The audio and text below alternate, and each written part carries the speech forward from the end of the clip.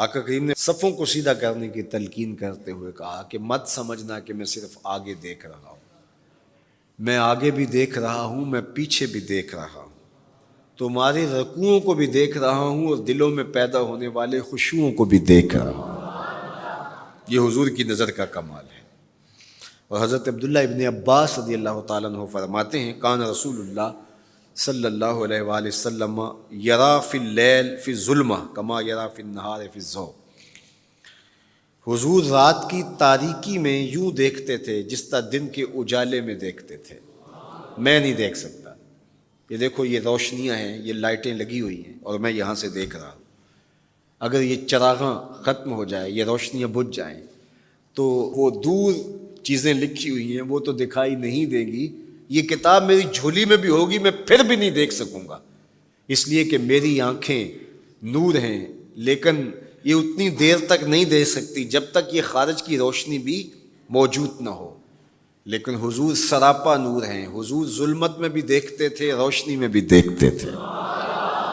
چونکہ میری آنکھیں ان روشنیوں کی محتاج ہیں، کائنات کی ساری روشنیاں شمس و قمر بھی میرے حضور کے محتاج ہیں، اس لیے حضور علیہ الصلوۃ والسلام شمس و قمر کی روشنی کے محتاج نہیں تھے۔ حضور کی مبارک آنکھیں جو ہیں وہ اندھیرے میں بھی دیکھتی تھیں اور حضور کی آنکھیں روشنی میں بھی دیکھتی تھیں۔ آقا کریم علیہ السلام نے ایک موقع پہ ارشاد فرمایا وَإِنَّ مَوْعَدَكُمُ الْحَوْض وَإِنِّي لَأَنظُرُ إِلَيْهِ مِن مَقَامِي هَٰذَا، بخاری مسلم باقی کتب حدیث میں موجود ہے۔ فرمایا کہ تمہارا جو حوض کوثر پر وعدہ ہے جہاں میں تمہیں جام بھر بھر کے دوں گا، فرمایا میں یہاں کھڑا ہوں اور یہاں کھڑے ہو کے اس کو دیکھ رہا ہوں۔ حضور یہاں کھڑے ہیں اور وہاں دیکھ رہے ہیں۔ ایک دن حضور صلاۃ الاستسقاء پڑھا رہے تھے، جب بارش نہ ہو رہی ہو تو اس کی جو نماز پڑھائی جاتی ہے اللہ کے حضور دعا کرنے کے لیے تو اس کو صلاۃ الاستسقاء کہا جاتا ہے۔ ام المومنین سیدہ عائشہ رضی اللہ تعالیٰ عنہ سے مروی ہے۔ تو نماز پڑھاتے پڑھاتے حضور نے ہاتھ آگے کیا پھر پیچھے کھینچ لیا، تو عمومی طور پہ ایسا نہیں ہوتا۔ تو صحابہ نے جب دیکھا تو بعد میں کسی نے پوچھا حضور آج نماز میں آپ نے ہاتھ آگے بڑھایا اور پیچھے کھینچ لیا، مجھے بتائیے کہ حالت نماز میں نظر کہاں ہونی چاہیے؟ جائے سجدہ پہ ہونی چاہیے نا، لیکن صحابہ حضور کو دیکھ رہے ہیں۔ اللہ اکبر۔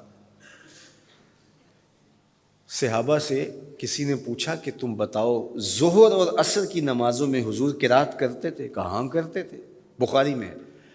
تمہیں کیسے پتہ ہے کرتے تھے؟ کہا نحن نعلم باضطراب لحیتہ، ہم حضور کی مبارک داڑھی کی جنبش سے اندازہ کرتے تھے کہ قرات ہو رہی ہے۔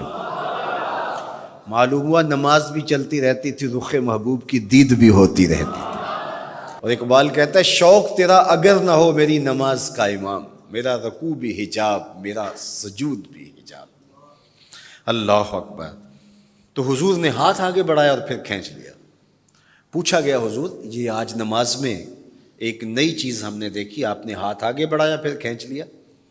فرمایا ہاں، جنت میں کھجوروں کا ایک خوشہ لٹک رہا تھا، میں اس کو توڑنے کے لیے ہاتھ ڈالا تھا پھر میں نے چھوڑ دیا، اور اگر میں توڑ لیتا تم قیامت تک کھاتے رہتے ختم نہ ہوتا، لیکن میں نے کہا نہیں چلو پھر قیامت کو ہی صحیح۔ اب حضور کھڑے کہاں ہیں؟ مدینہ المنورہ میں، اور جنت کہاں ہے؟ سدرۃ المنتہا سے اوپر۔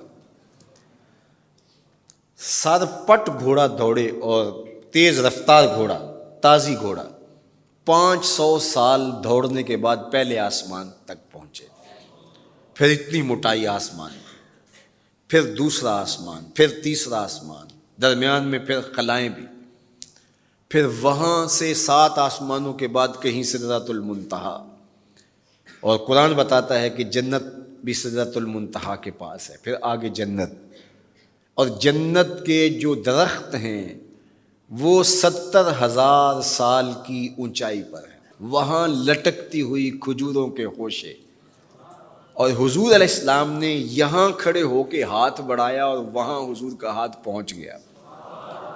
یہ ہاتھ کے پہنچنے کی منتہا نہیں ہے، ضرورت یہاں تک کی تھی لہٰذا یہاں تک پہنچا، اگر ضرورت اس سے آگے کی ہوتی تو آگے بھی پہنچ جاتا.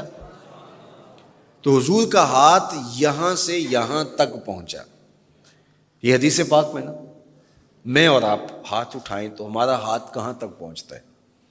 5 فٹ قد ہے تو 3 فٹ اوپر ہاتھ پہنچ جائے گا، تو ہمارا ہاتھ 8 فٹ تک پہنچے گا، زمین سے 8 فٹ تک. چلو کسی کا 9 فٹ تک پہنچے گا، کوئی چھلانگ لگا کے اچھل کے اوپر لے جائے گا تو 10 فٹ تک پہنچ جائے گا. البتہ ہماری نظر بہت تیز ہے، ہماری نظر پہلے آسمان کے ٹمٹماتے ہوئے ستارے دیکھتی، دوسرے آسمان کے ستارے بھی دکھائی دیتی، تیسرے آسمان کے ستارے، چاند سورج میں دکھائی دیتا ہے.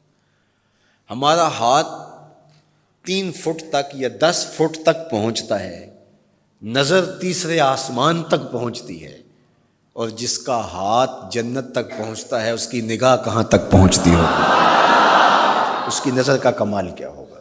اس لیے فرمایا انی ارا ما لا ترون واسمع ما لا تسمعون.